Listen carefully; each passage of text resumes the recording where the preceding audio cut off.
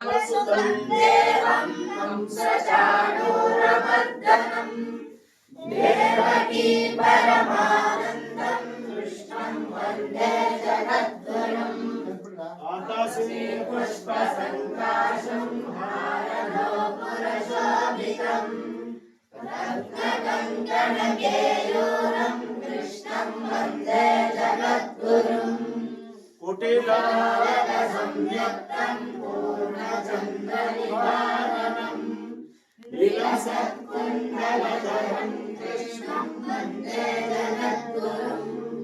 मन्दारगन्धसंयुक्तं चारुहासं चतुर्भुजं वक्रतुण्डचूडाङ्गं कृष्णं वन्दे जगद्गुरुम्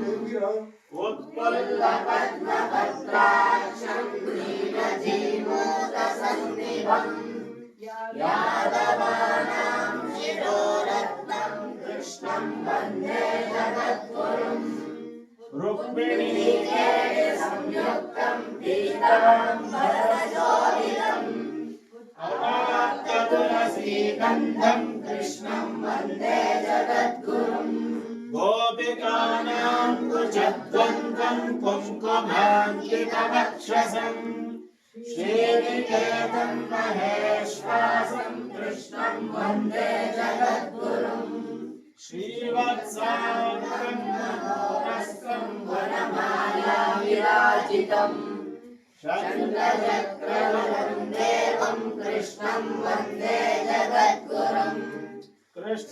कृष्णाष्टकमिदं पुण्यं प्रातरुक्ताय यः पठेत् कोटिजन्मकृतं पापं स्मरणेन विनश्यति गोविन्द गोपाल गोपाल गोविन्द गोविन्द गोपाल गोपाल गोविन्द गोविन्द गोपाल गोपाल गोविन्द गोविन्द गोविन्द गोपाल गोपाल गोपाल गोविन्द गोविन्द गोविन्द गोपाल गोपाल गोपाल गोविन्द गोपाल गोपाल गोविन्द गोविन्द गोविन्द गोपाल